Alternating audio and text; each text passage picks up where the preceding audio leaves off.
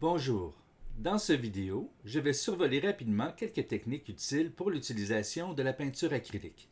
Nous allons regarder dans un premier temps l'utilisation des couleurs opaques et transparentes. Je vais parler ensuite de la modulation de la couleur, de différentes techniques pour créer des dégradés. Je vais parler ensuite des techniques humides, similaires à l'aquarelle, de la préparation d'un support pour peindre, suivi de quelques stratégies de réalisation étape par étape. Pour accéder rapidement à l'une ou l'autre de ces sections, consultez la bande au bas de l'écran. Comme nous l'avons vu dans la vidéo précédente, la peinture acrylique peut être opaque, semi-opaque ou transparente. C'est généralement indiqué directement sur le contenant. Quand vous peignez avec des couleurs opaques, ces dernières vont masquer les couleurs sous-jacentes. Il est extrêmement facile de réaliser des aplats de couleurs en utilisant des couleurs opaques. Elles sont également extrêmement faciles à corriger puisqu'il suffit de laisser sécher et de rajouter de la peinture opaque par-dessus l'élément à corriger. Les couleurs transparentes vont quant à elles vous permettre de créer des effets de superposition de couleurs. De peindre en utilisant la technique des glacis, par exemple pour colorer une image monochrome en superposant des couches de couleurs transparentes par-dessus. Vous pouvez également utiliser de la couleur transparente pour colorer un dessin réalisé à l'encre. Vous pouvez rendre une couleur opaque transparente, mais non l'inverse. Pour rendre une couleur opaque transparente, vous la diluez avec du médium polymère pour conserver la même consistance. Vous pouvez aussi diluer avec de l'eau. Dans ce cas, par contre, la peinture deviendra plus liquide. Donc, en ce qui concerne la dilution de la peinture, vous pouvez utiliser pour peindre la couleur telle qu'elle sort directement du tube. Vous la diluez avec de l'eau ou du médium pour la rendre plus transparente. Vous la diluez avec de l'eau pour la rendre plus liquide. Vous pouvez également humidifier votre couleur sur la palette si vous voyez qu'elle commence à sécher. Nous allons aborder dans cette section la modulation de la couleur, donc la création de dégradés. Il y a plusieurs manières de modeler la couleur, que ce soit sur le vif ou par étapes.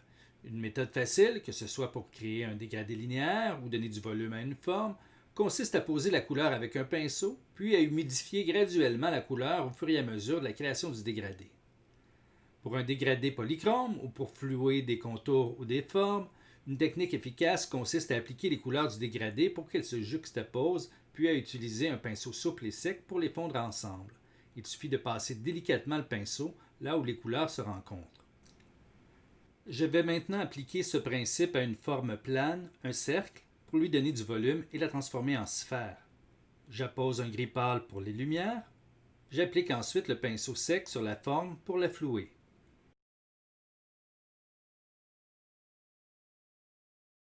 Je procède ensuite de la même manière pour les ombres.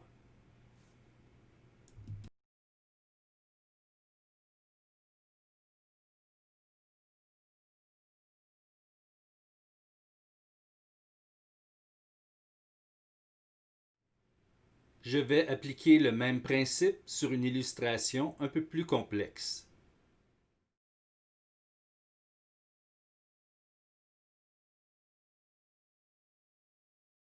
Vous pouvez utiliser la technique du pinceau sec pour moduler la couleur et également pour créer des effets de texture intéressants. Vous trempez le pinceau dans la couleur, vous essuyez l'excédent avec un linge et vous peignez en frottant le pinceau sur le support. Si votre support est texturé, cela fera ressortir la texture. L'effet varie selon le type de pinceau utilisé. En général, les pinceaux avec des poils un peu raides conviennent très bien pour cet usage.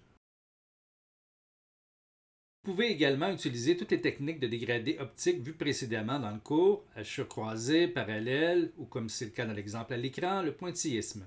Vous pouvez moduler la couleur en appliquant de petites touches successives au pinceau ou créer un effet optique de dégradé par la juxtaposition de bandes successives de couleurs. Si vous utilisez de la peinture diluée avec de l'eau ou de la peinture fluide ou extra fluide, il est possible d'utiliser les techniques humides de l'aquarelle à l'acrylique. Il est préférable dans ce cas d'utiliser un support adapté comme du papier aquarelle ou mix média, sans mettre de couche de médium dessus pour que le support reste absorbant.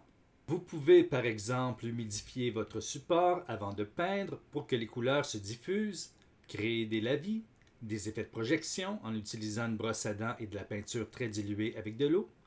Vous pouvez utiliser la technique du sel, etc. Pour plus de détails sur les techniques de l'aquarelle, je vous invite à consulter la vidéo consacrée aux techniques de l'aquarelle. Cette section est consacrée à la préparation du support pour peindre à l'acrylique. Premièrement, sachez que vous pouvez peindre à l'acrylique sur une grande variété de supports, papier, carton, bois, etc. et cela sans même nécessairement les apprêter au préalable. La peinture va quand même adhérer. L'avantage d'apprêter le support est premièrement que le résultat va être moins fragile, le support va être aussi moins absorbant, ce qui va faciliter la fluidité du travail. Cela va être aussi beaucoup plus facile d'effacer de la peinture pas encore sèche en utilisant un linge humide.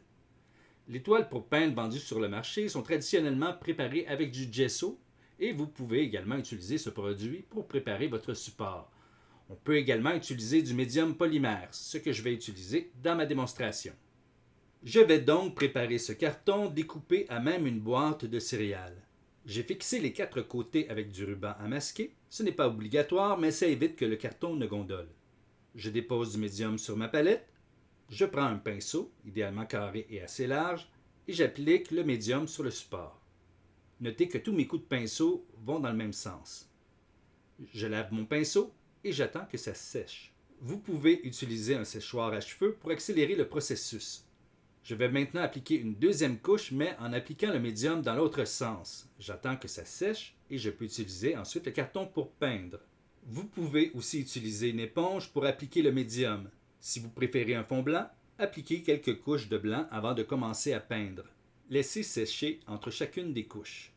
Si vous comptez utiliser des techniques humides ou disposer d'un support un peu mince, je vous conseille de fixer votre papier sur votre plan de travail en utilisant du ruban à masquer. C'est ce qu'on utilise pour effectuer du découpage lorsqu'on peint les murs d'une maison. Disponible dans toutes les quincailleries. Appliquez le ruban sur les 4 côtés. Sinon, vous pouvez utiliser du ruban cache, appelé communément masking tape.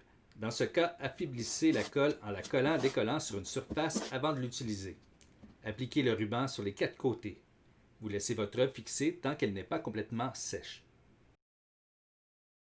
La peinture acrylique est très versatile et permet l'utilisation d'une grande variété de techniques. Vous pouvez peindre de manière rapide et spontanée ou procéder par étapes, par couches successives. Un principe directeur qui peut vous aider à accroître le contrôle sur votre création, c'est de travailler du plus général au plus précis, de commencer par définir les principales zones de l'image avant de définir les plus petits détails. Cet exemple a été réalisé dans Photoshop, mais permet de bien visualiser le concept. C'est en effet un principe qui peut s'appliquer aussi lors de la réalisation d'une illustration informatique. Ici, un exemple de peinture alla prima, qui est un terme italien qui désigne une technique de peinture dans laquelle l'aspect final du tableau est obtenu en une seule séance de travail. Technique rapide et spontanée. Ici, l'artiste a commencé par ébaucher un dessin à grands traits. Il a ensuite défini les principales zones de l'image avant de moduler la couleur. Ici, on a aussi commencé par un fond monochrome. On a défini les contours et les ombres avant d'ajouter la couleur. L'artiste a travaillé rapidement en gardant les coups de pinceau apparents. Ici, j'ai commencé par réaliser le dessin à la mine sur le support. J'ai ensuite créé une grisaille, un rendu monochrome en utilisant des aplats de niveau de gris. J'ai travaillé avec des couleurs opaques.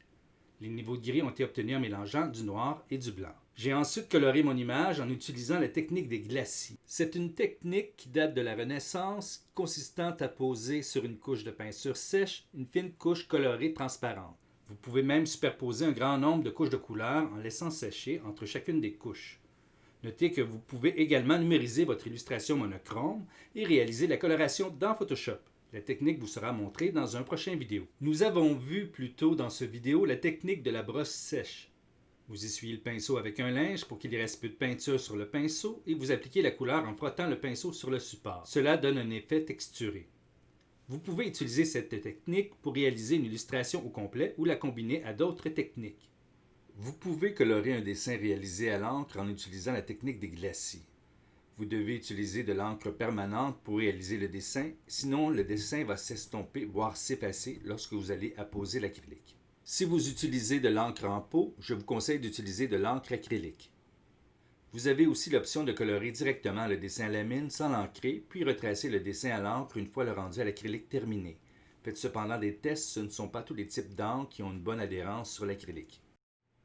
C'est ce qui met fin à ce survol rapide des techniques de peinture acrylique. Ce n'est évidemment qu'un échantillon. Vous trouverez sur Internet un paquet d'autres tutoriels. Sentez-vous libre de vous inspirer de l'une ou l'autre des techniques montrées dans ce vidéo ou d'adopter une approche plus intuitive. Je vous souhaite bonne chance dans la réalisation de vos illustrations. À bientôt!